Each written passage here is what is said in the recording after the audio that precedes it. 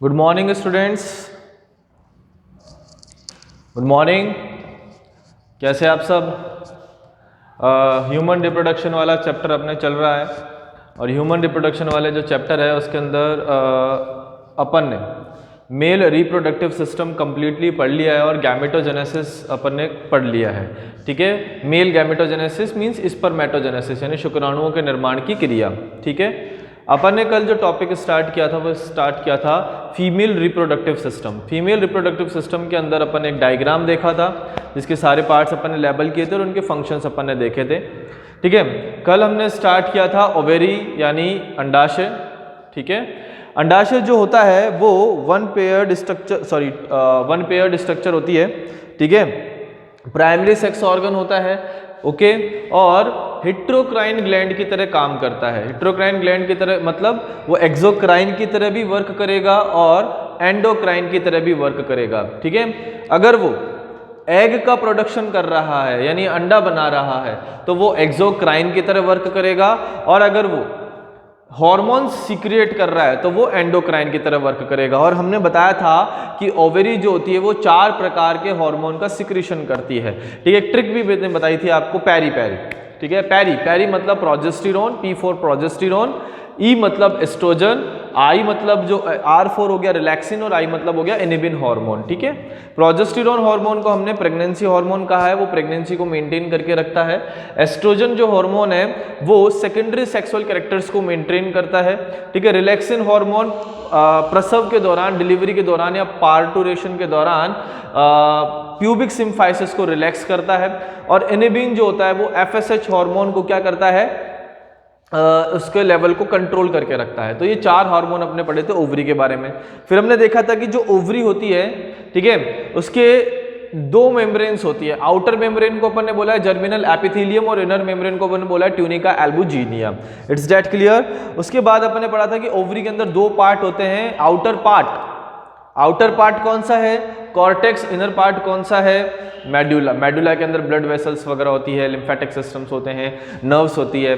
ठीक है, fallopian tube की अगर अपन बात करें तो fallopian tube consist of 3 part. First is infundibulum, second is ampulla और थर्ड इज इस्थमस। इनफंडिबुलम की अगर अपन बात करें तो इनफंडिबुलम जो होता है उसके टर्मिनल एंड पर यानी उसके एंड पार्ट पर, बेस्ड पार्ट पर एक छिद्र होता है और छिद्र को बोलते हैं ऑस्टियम, और इसी छिद्र के द्वारा सेकेंडरी oocyte या फिर आप बोल सकते हो एग, वो कहाँ चला जाता है? फेलोपियन ट्यूब के अंदर चला जाता है। ठीक है, एम्पुला वाले भाग के अंदर, एम्पुला वाले भाग में एग जो है वेट करता है किसका? स्पर्म का। तो निषेचन जहां होता है, ठीक है, वो कौन सी जगह है? एम्पुला। और स्तमस जो होता है वो उस जाइगोट का यानी फर्टिलाइज्ड एग का मार्ग प्रदान करता है, जहां से जाइगोट कहाँ चला जाएगा? गर्भाशय की ओर चला जाएगा। ठीक है, अब हम जो नेक्स्ट टॉपिक स्टार्ट करने वाले हैं वो है यूट्रस यानी गर्भाशय। ठीक है, तो नेक्स्ट टॉपिक है इसका तीसरा टॉपिक, यूटेरस। और यूटेरस को अपन ने गर्भाशय भी कहा है और इसको अपन वॉम्ब भी कहते हैं। ठीक है,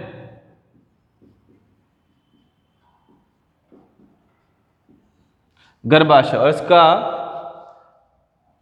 क्या फंक्शन होता है? गर्भाशय जो होता है वो इम्प्लांटेशन के अंदर वर्क करता है। ठीक है, गर्भाशय सबसे पहले तो कौन सी स्ट्रक्चर है? सिंगल स्ट्रक्चर है। ठीक है, पेयर्ड स्ट्रक्चर है, अनपेयर्ड स्ट्रक्चर है, सॉरी, सिंगल स्ट्रक्चर है। और इसका जो शेप होता है यानी इसका जो आकार होता है वो उल्टी नाशपति के आकार का होता है, इन्वर्टेड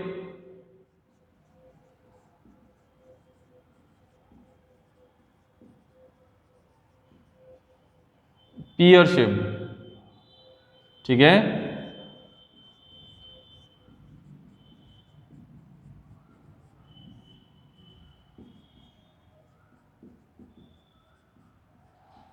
उल्टी नाशपति जो होती है उसके तरह इसका आकार होता है। ओके, अगर अपन बात करें, मैंने आपको बताया था कि अंडाशय उदर गुहा से किसके द्वारा जुड़ा होता है? मीजोवेरियम के द्वारा जुड़ा होता है। अंडाशय उदर गुहा से किसके द्वारा जुड़ा होता है? मीजोवेरियम के द्वारा। और गर्भाशय उदर गुहा से जुड़ा होता है मीजोमेट्रियम के द्वारा। ठीक है, गर्भाशय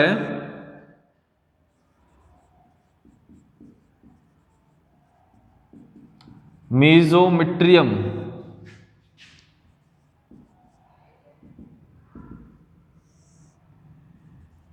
के द्वारा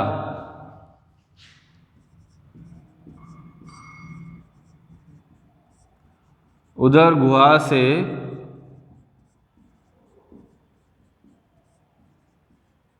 जुड़ा होता है। ठीक है, अब अपन बात करते हैं मेम्ब्रेन ऑफ यूट्रस की। यूट्रस में कौन कौन सी मेम्ब्रेन्स पाई जाती है?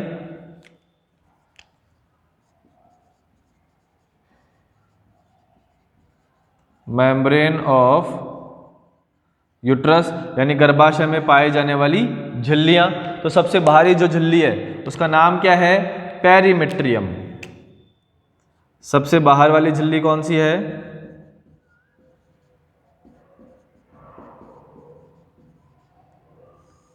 पेरीमेट्रियम। ठीक है, पेरीमेट्रियम कैसी है? आउटर लेयर है, सबसे बाहरी परत।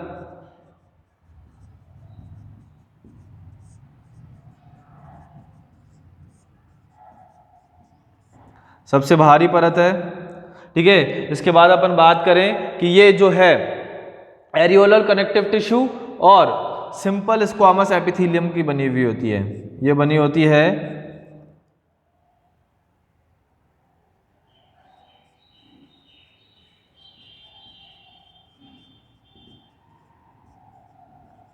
एरियोलर कनेक्टिव टिश्यू और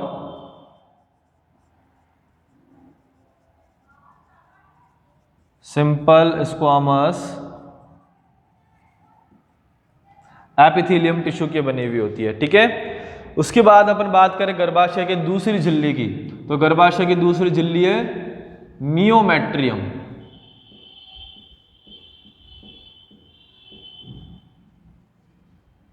ठीक है, यहां पे मियो का मतलब होता है मसल्स यानी पेशी। ठीक है, और मिट्रियम का मतलब होता है गर्भाशय। ठीक है, तो ये जो झिल्ली होती है मियोमेट्रियम, ये कैसे होती है? पेशी युक्त होती है। ठीक है, तो ये आउटर मेम्ब्रेन है, सॉरी मिडिल मेम्ब्रेन है, मध्य परत है। ठीक है, और कैसी होती है?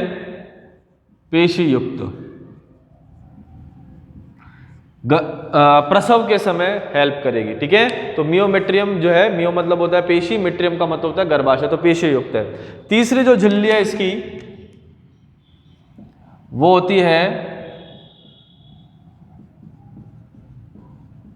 एंडोमेट्रियम। ठीक है, एंडो का मतलब हो गया आंतरिक और मेट्रियम का मतलब हो गया गर्भाशय। ठीक है, तो ये कैसी परत है?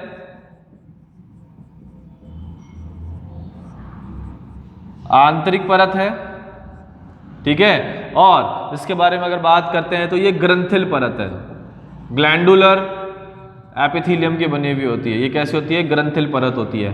और इम्प्लांटेशन, रोपण की क्रिया कहां पर होती है? एंडोमेट्रियम पर। रोपण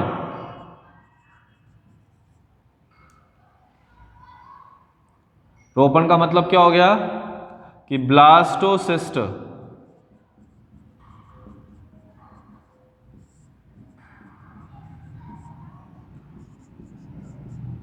इसी परत से जुड़ता है। ठीक है, रोपण को बोलते हैं इम्प्लांटेशन। तो एग जो है वो क्या होगा? फर्टिलाइज होगा। फर्टिलाइज होने के बाद में जाइगोट बनाएगा और जाइगोट से क्या बनेगा? ब्लास्टोसिस्ट बनेगा। और यही ब्लास्टोसिस्ट गर्भाशय की अंतःभित्ति पर जाकर रोपित हो जाएगा, जिससे फीमेल क्या हो जाएगी? प्रेग्नेंट हो जाएगी, गर्भधारण कर लेती है। ठीक है, ब्लास्टोसिस्ट कैसे बनता है वो अपन जब एम्ब्रियोनिक डेवलपमेंट पढ़ेंगे तब अपन पढ़ेंगे। ठीक है, अभी आगे वाले टॉपिक में। क्लियर? तो ये रोपण होता है। अब जो एंडोमेट्रियम होती है, ये एंडोमेट्रियम की दो परतें होती है। एंडोमेट्रियम की कितनी परतें होती है? दो परतें होती है। ठीक है, एक परत का नाम होता है स्ट्रेटम बेसिलिस और एक परत का नाम होता है स्ट्रेटम फंक्शनलिस। इसका नाम है स्ट्रेटम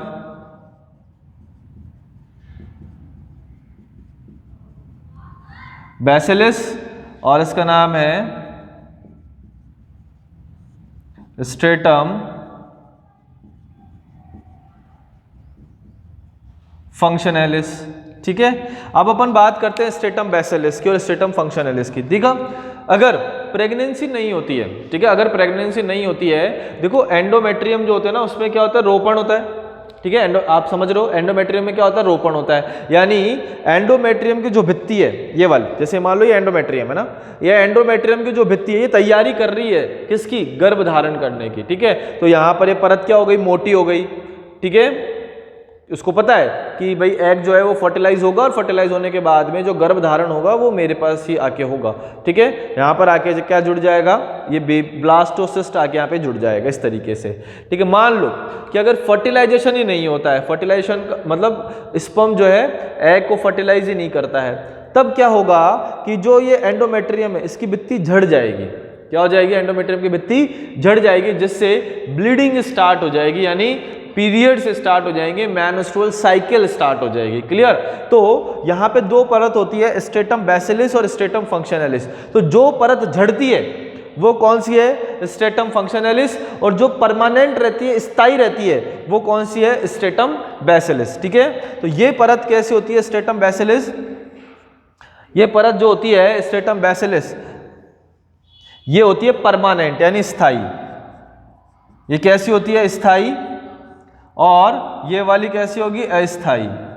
अस्थाई का मतलब हो गया कि गर्भधारण की अनुपस्थिति में, गर्भधारण की अनुपस्थिति में ये परत हर महीने क्या होती है, झड़ती है।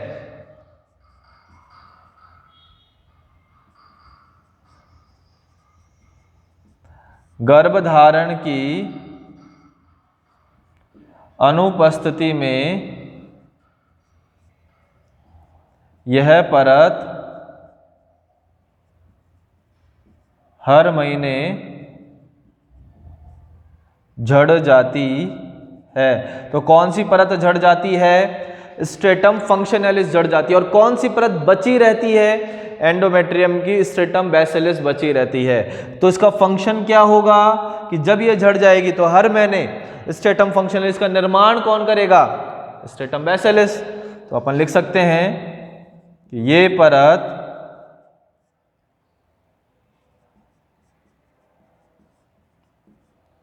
हर महीने स्ट्रेटम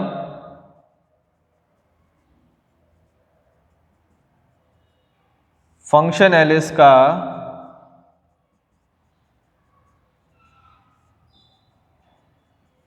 निर्माण करती है।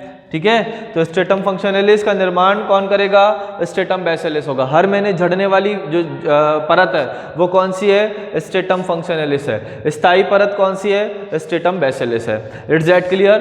अब अपन पढ़ेंगे यूट्रस के भाग। ठीक है, कि यूट्रस के कौन कौन से भाग होते हैं। क्लियर। तो नेक्स्ट हेडिंग अपन डाल लेते हैं, पार्ट्स ऑफ यूट्रस, गर्भाशय के भाग।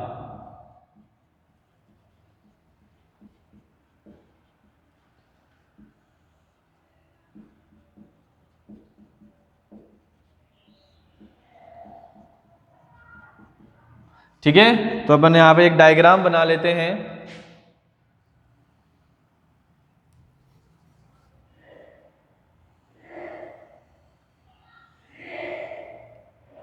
ये फीमेल रिप्रोडक्टिव सिस्टम का डायग्राम बनाना है। तो ये है यूरिनरी ब्लैडर,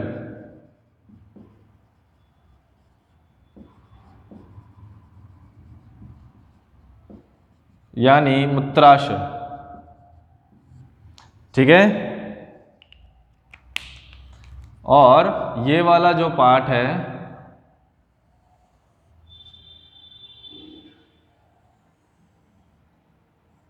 ये है गर्भाशय का भाग। ठीक है, अब इसके अंदर ये वाला जो पार्ट है ये तो पार्ट है फंडस। ठीक है, ये वाला पार्ट जो है इसको अपन ने बोला है कॉर्पस। ठीक है, ये वाला जो भाग है इसको बोला है अपन ने गर्भाशय ग्रीवा यानी सर्विक्स। और ये वाला जो पार्ट है ये है योनि। क्लियर। और यहां होता है रेक्टम यानी मलाशय।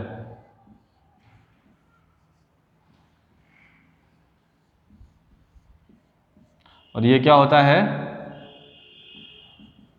मलाशय।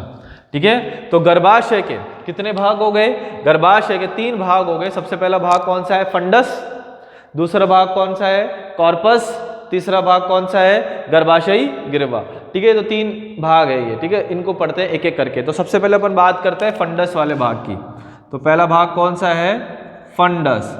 ठीक है, तो फंडस है साइट ऑफ इम्प्लांटेशन, यानी जहां पर रोपण होता है। ठीक है, रोपण कहां पर होता है, फंडस वाले भाग में। गर्भाशय के फंडस वाले भाग में क्या होता है, रोपण होता है। तो फंडस की जो एंडोमेट्रियम वॉल है, यानी एंडोमेट्रियम भित्ति है, वहां पर आके ब्लास्टोसिस्ट रोपित हो जाता है। तो फंडस का क्या काम हो गया, फंडस कौन सा भाग है, रोपण का स्थान, साइट ऑफ इम्प्लांटेशन। यह है रोपण का स्थान। इसी जगह पर क्या होगा, इम्प्लांटेशन होगा, यानी रोपण होगा। ठीक है, दूसरा भाग है कॉर्पस। तो रोपण के लिए जगह कौन प्रोवाइड करवाता है, स्थान कौन प्रोवाइड करवाता है, कॉर्पस। तो अपन लिख सकते हैं कि यह है रोपण के लिए जगह प्रदान करते हैं। यह रोपण के लिए क्या करते हैं, जगह प्रदान करते हैं। ठीक है, तीसरा वाला भाग सर्विक्स, जिसको अपन बोलते हैं गर्भाशयी गिरवा।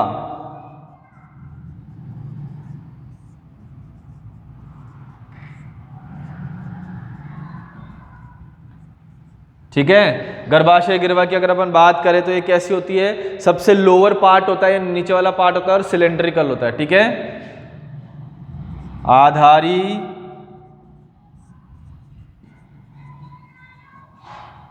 बेलनाकार भाग। तो आधारी बेलनाकार भाग कौन सा है, गर्भाशय गिरवा। और इन पर गर्भाशय गिरवा में 2 कॉन्ट्रिक्शन पाए जाते हैं, 2 संकीर्णन पाए जाते हैं। ठीक है, इसमें 2 संकीर्णन पाए जाते हैं, 2 कॉन्ट्रिक्शन पाए जाते हैं। ठीक है, और पहला कॉन्ट्रिक्शन मैंने आपको बताया था इंटरनल ओरिफिस, यानी इंटरनल ओएस, यानी आंतरिक छिद्र। ठीक है, तो पहला जो है वो कौन सा है, इंटरनल ओरिफिस, या आप इसको बोल सकते हो इंटरनल ओएस।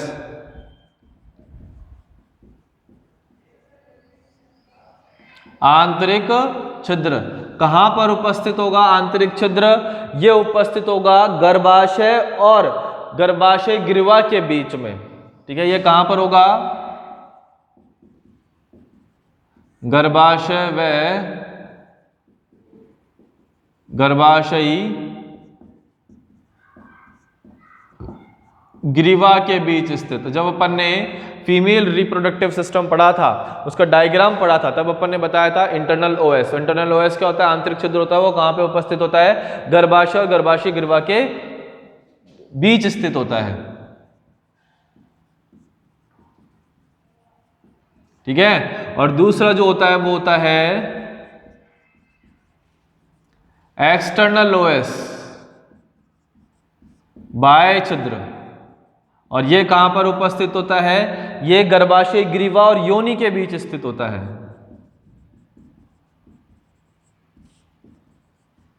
गर्भाशय ग्रीवा व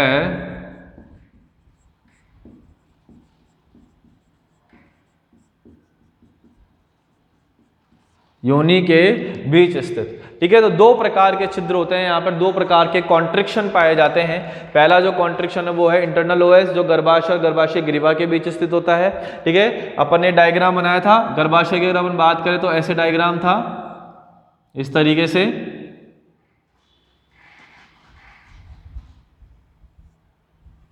ऐसे, तो ये वाला तो क्या था, योनि। ठीक है, ये वाला था गर्भाशय ग्रीवा। ठीक है, और ये था गर्भाशय। तो एक कॉन्ट्रिक्शन तो अपन ने बनाया था यहाँ पर और एक कॉन्ट्रिक्शन बनाया था अपन ने यहाँ पर। तो ये वाला तो कौन सा है, इंटरनल ओएस, गर्भाशय और गर्भाशय ग्रीवा के बीच, और ये वाला कौन सा है, एक्सटर्नल ओएस, ठीक है, गर्भाशय ग्रीवा और योनि के बीच। इट्स दैट क्लियर, समझ में आ गया आपको, कोई दिक्कत? अब जो ये सर्विक्स है, ये गर्भाशय जो ग्रीवा है, एक ये म्यूकस का स्त्रावन करती है। किसका स्त्रावन करती है? एक म्यूकस का स्त्रावन करती है, जिसको अपन बोलते हैं सर्विकल म्यूकस।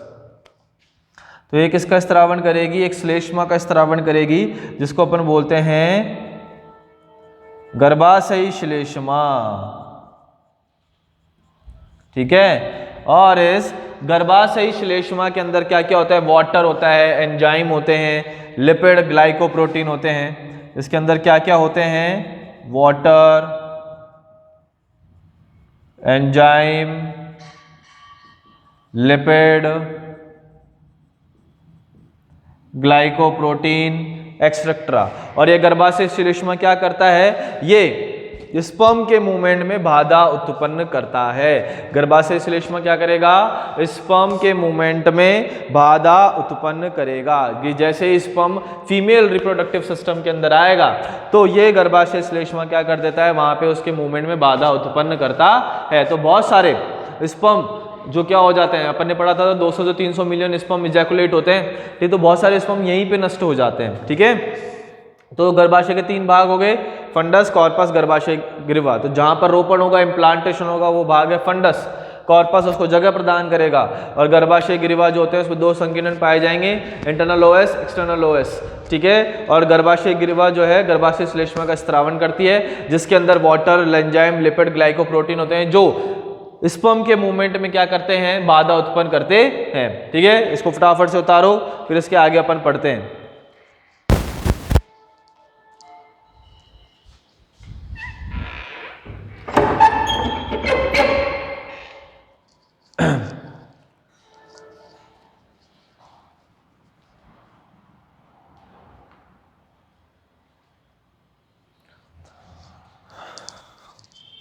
ओके,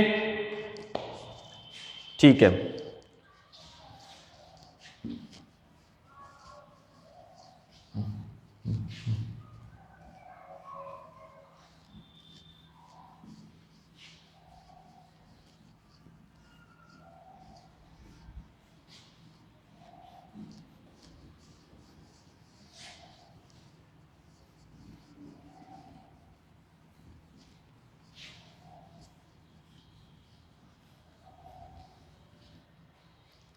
अब अपन जो नेक्स्ट पार्ट पढ़ने वाले हैं वो है वेजाइना, योनि। तो अगला पार्ट है वेजाइना, योनि, ठीक है। तो योनि की अगर अपन बात करते हैं तो योनि जो है मादा का मैथुन अंग होता है। योनि क्या होता है? मादा का मैथुन अंग होता है, ठीक है। जैसे कि पीनस यानी शिशन क्या था? नर मैथुन अंग। वैसे ही वेजाइना योनि क्या है? मादा मैथुन। तो ये क्या है? मादा मैथुन अंग, जिसको अपन क्या बोल देते हैं? Female copulatory organ.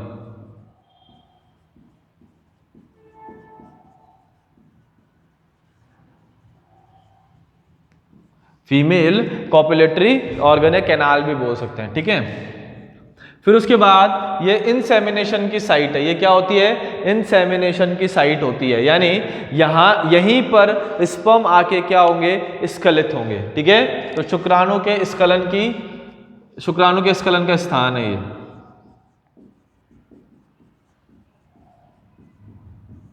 शुक्राणुओं के स्खलन का स्थान, यानी जिसको अपन बोल सकते हैं वीर्य सेचन का स्थान भी आप बोल सकते हैं, या फिर आप इसको बोल सकते हो वीर्य सेचन का स्थान, यानी साइट ऑफ इंसेमिनेशन, ठीक है।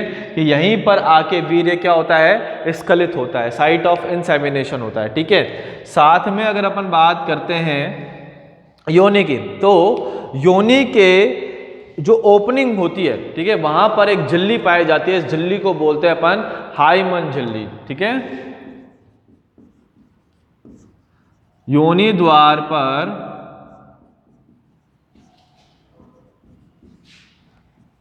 एक झिल्ली उपस्थित होती है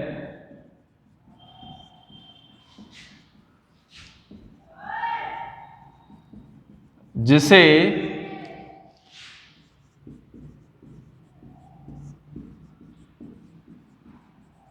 हाइमन झिल्ली कहते हैं, ठीक है।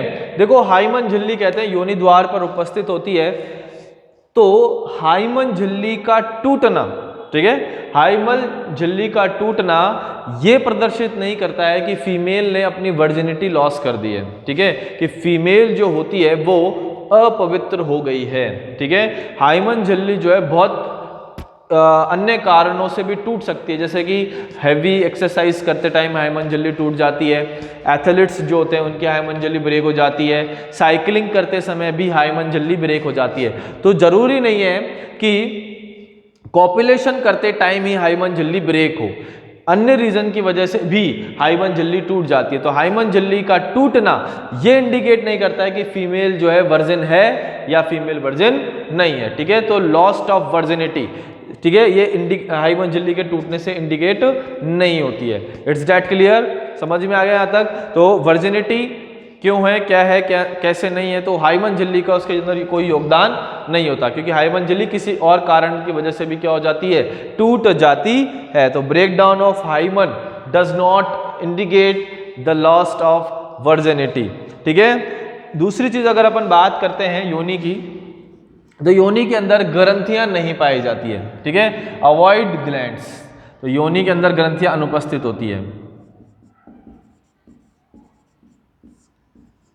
ग्रंथियां अनुपस्थित, clear.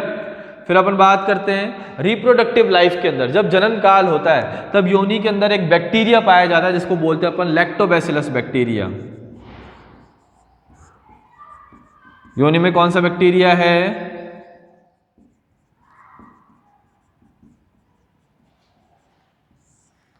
Lactobacillus bacteria, lactobacillus acidophilus,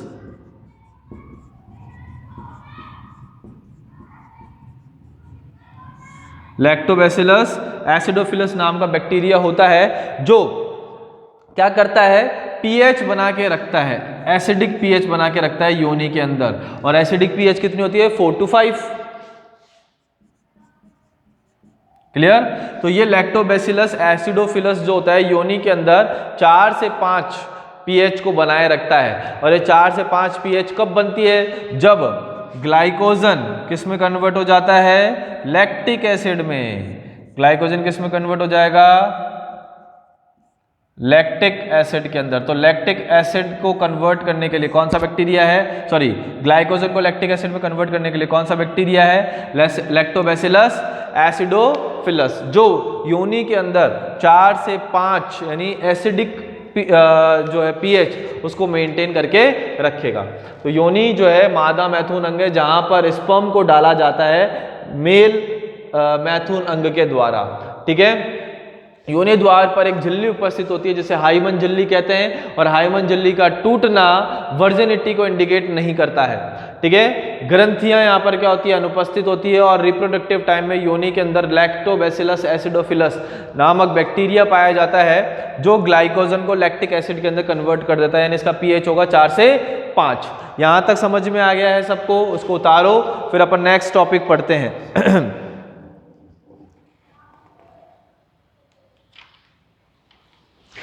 ठीक है, अब अपन एक डायग्राम बनाएंगे, ठीक है, एक्सटर्नल जेनिटिलिया यानी बाह्य जननेंद्रियां जिसको अपन बोलते हैं वल्वा, ओके।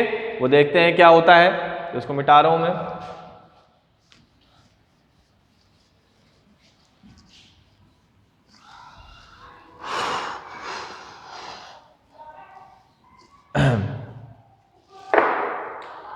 तो नेक्स्ट जो डायग्राम अपन ने बनाने वाले हैं वो है एक्सटर्नल जेनिटिलिया।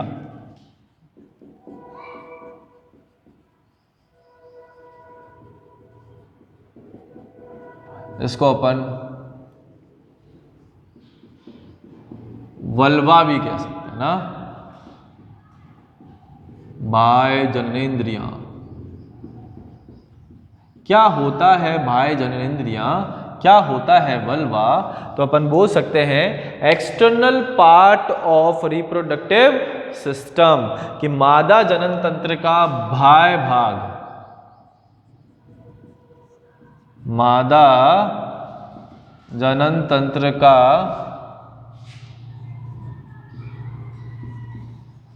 बाह्य भाग क्या कहलाएगा? वल्वा कहलाता है। Outer part of the female reproductive system, तो वो क्या कहलाता है? वल्वा कहलाता है। ठीक है, अब इसका एक डायग्राम हम यहाँ पर बनाने वाले हैं, वो डायग्राम आपको भी बनाना है।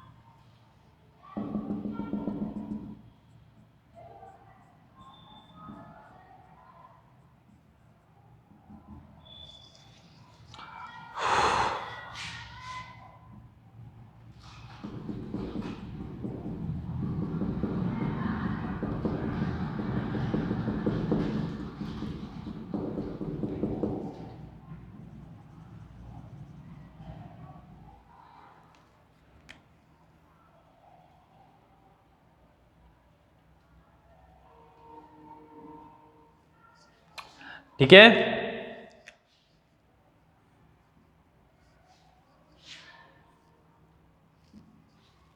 तो ये डायग्राम है।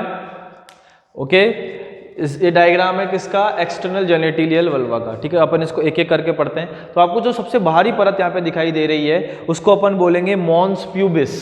ये वाली जो लेयर है, ये वाली, इसको अपन बोलते हैं मॉन्स प्यूबिस।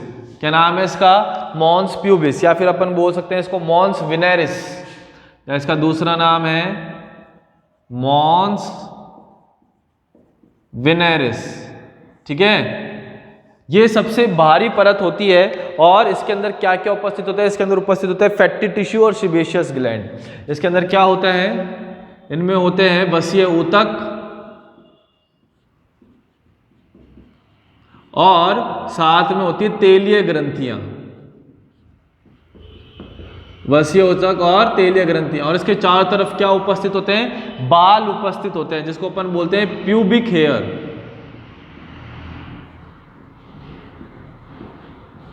ठीक है, यहाँ पे क्या उपस्थित होते हैं? बाल उपस्थित होते हैं। ठीक है, तो इसका जो सबसे बाहरी वाली परत होगी वो होती है मॉन्स प्यूबेरिस, सॉरी मॉन्स प्यूबिस, और मॉन्स प्यूबिस के अंदर इसका दूसरा नाम क्या होता है? मॉन्स वेनेरिस। और इसके अंदर वसीय ऊतक और तेलीय ग्रंथियां होती है और प्यूबिक हेयर इसके अंदर उपस्थित होते हैं। फिर अपन बात करें मॉन्स प्यूबिस से, ये दो लिप्स निकल रहे हैं, ये वाले। ठीक है, मॉन्स प्यूबिस से जो दो लिप्स निकल रहे हैं इसको अपन बोलते हैं लेबिया मेजोरा।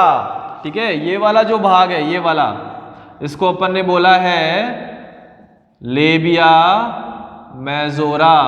कहां से उत्पन्न होते हैं? ये कहां से उत्पन्न होते हैं? मॉन्स प्यूबिस से उत्पन्न होते हैं। तो दो लिप्स ये होते हैं, दो लिप्स, ये कहां से अराइज होते हैं?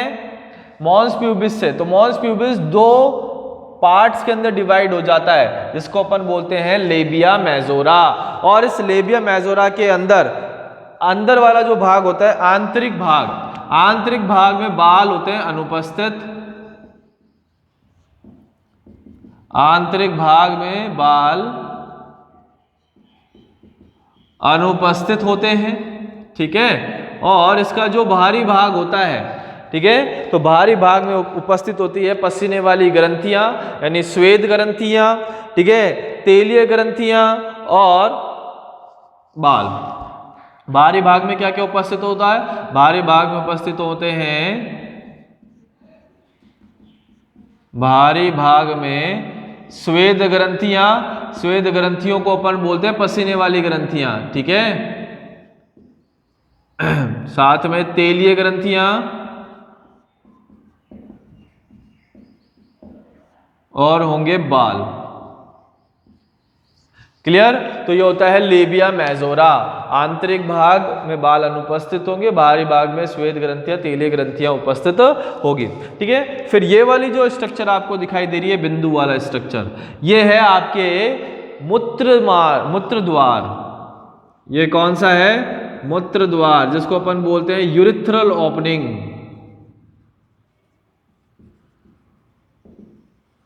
ठीक है। और यहां से क्या बाहर निकलता है? यहां से मूत्र बाहर निकलेगा।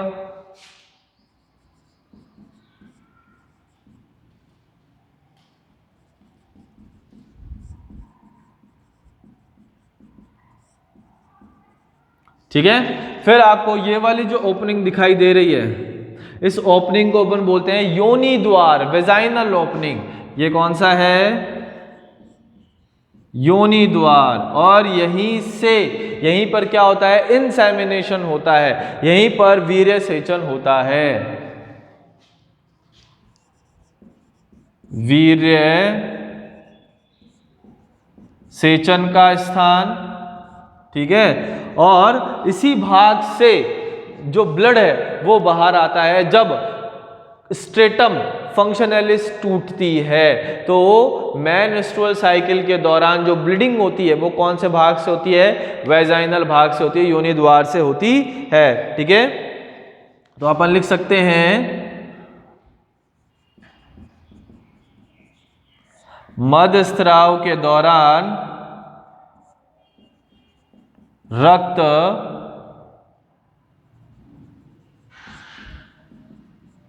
इसी द्वार से बाहर निकलता है। क्लियर? यहां तक समझ में आया? ठीक है। अब यहां पे देखो, ये जो लेबिया मेजोरा है, ये वाला लिप है, ये वाला है। अब ये एक और लिप्स बनाता है जिसको अपन बोलते हैं क्या? Labia minora.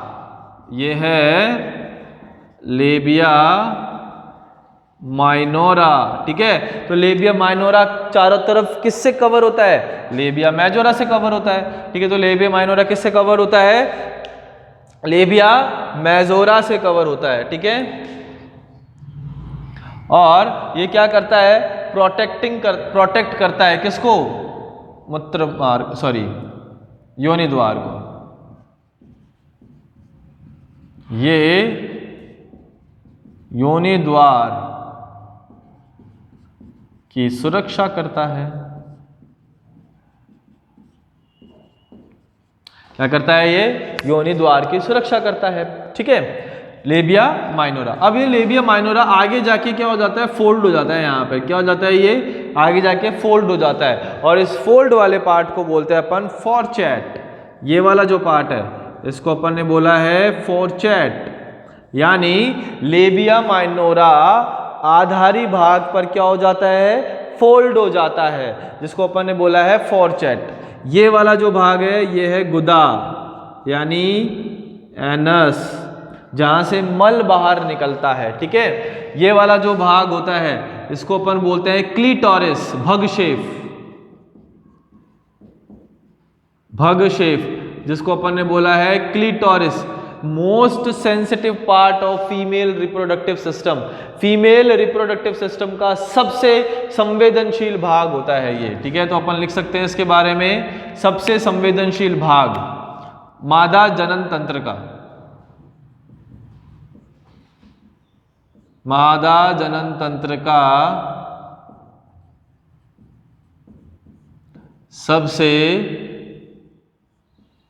संवेदनशील भाग, ठीक है। अब यहां पर दो ग्रंथियां पाई जाती है मादा जनन तंत्र में। तो आपको ये दो दिखाई दे रहे हैं, ये वाले रेड कलर के डॉट दिखाई दे रहे हैं, ये वाले, ठीक है। इन रेड कलर के डॉट्स को अपन बोलते हैं बार्थोलिन नलिका, बार्थोलिन नलिका, या फिर अपन इसको बोल सकते हैं ग्रेटर वेस्टिबुलर ग्लैंड, ठीक है। तो ये है बार्थोलिन नलिका, और ये बार्थोलिन नलिका क्या करती है, स्नेहक का काम करती है। किसका काम करेगी, स्नेहक का काम करेगी, ठीक है। और योनि द्वार को क्या बनाएगी, उदासीन बनाएगी, योनि मार्ग को उदासीन बनाएगी।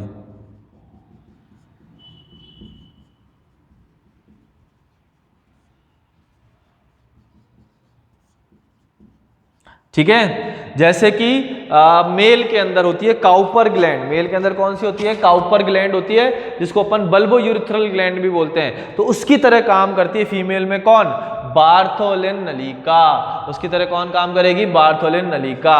और ये आपको जो दिखाई दे रहा है ये वाला भाग, इसको बोलते हैं अपन, ये जो बार्थोलिन नलिका होती है ये दो होती है, ठीक है, पेयर्ड स्ट्रक्चर है, एक जोड़ी। और ये होती है पैरा यूरेथ्रल ग्लैंड, ये वाली जो होती है वो होती है पैरा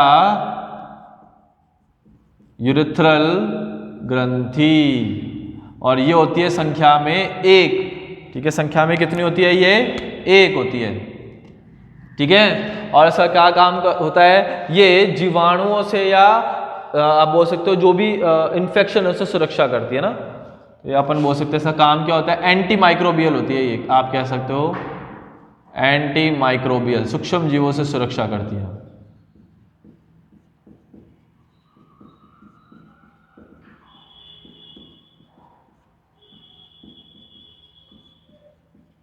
ठीक है, कैसी होती है, एंटी माइक्रोबियल होती है, सूक्ष्म जीवों से सुरक्षा करती है। तो ये है किसका, बाह्य जानेंद्रिया, ठीक है। मॉन्स प्यूबिस, मॉन्स वेनेरिस है सबसे बाहर वाला पार्ट, वसीय ऊतक, तेलीय ग्रंथियां और उसके अंदर हेयर प्रेजेंट होते हैं। फिर लेबिया मेजोरा जो कहाँ से निकलता है, मॉन्स प्यूबिस से निकलता है। आंतरिक भाग में बाल अनुपस्थित होंगे, बाहरी भाग में श्वेत ग्रंथियां, तेल ग्रंथियां उपस्थित होगी। मूत्र द्वार जो है जहाँ से मूत्र बाहर निकलेगा, योनि द्वार जहाँ पे वीर्य सेचन का स्थान है, और मेनस्ट्रुअल के साइन ब्लीडिंग यहीं से बाहर होगी, ठीक है। जो लेबिया मेजोरा है वो किसको कवर करके रखता है, लेबिया माइनोरा को, जो योनि द्वार को सुरक्षा करता है, ठीक है। और लेबिया माइनोरा आगे जाके फोल्ड हो जाता है, उस फोल्ड वाले पार्ट को बोलते हैं अपन फोर्चेट, और नीचे वाला भाग होता है गुदा, क्लियर। इसके अंदर एक पाया जाता है क्लिटोरिस, क्लिटोरिस जो होता है वो भक्षेप होता है, इसको हिंदी में भक्षेप बोलते हैं, और मादा जनन तंत्र का सबसे संवेदनशील भाग होता है, ठीक है। और भक्षेप प्रोटेक्टिंग क्लिटोरिस, ठीक है।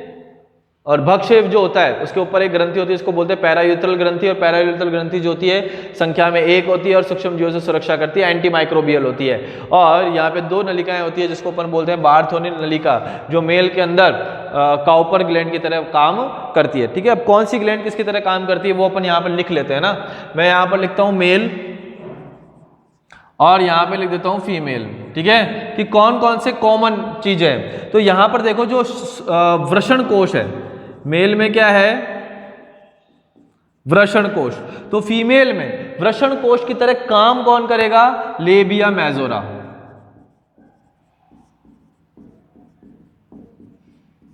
ठीक है। फिर अपन बात करते हैं मेल के अंदर शिशन, तो शिशन का काम फीमेल के अंदर कौन करता है, क्लिटोरिस, जिसको अपन भक्षेप भी बोल सकते हैं,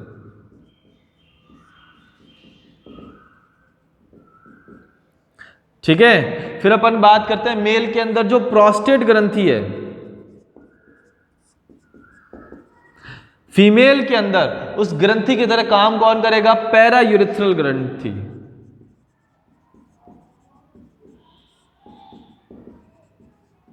ठीक है। मेल के अंदर है काउपर ग्लैंड या बल्बोयूरेथ्रल ग्रंथि,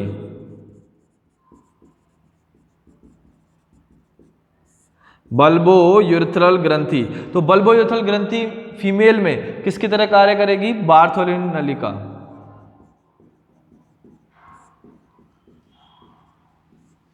ठीक है।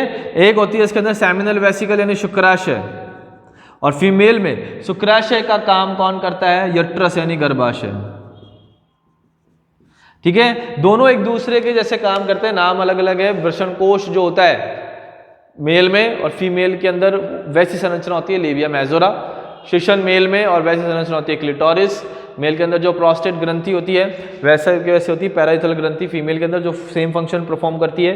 बल्बोरेथल ग्रंथ, बार्थोलिन नलिका और शुक्राशय और गर्भाशय। ठीक है, तो दोनों के अंदर अपन ने पढ़ लिया है कि कौन सा पार्ट किसकी तरह वर्क करता है।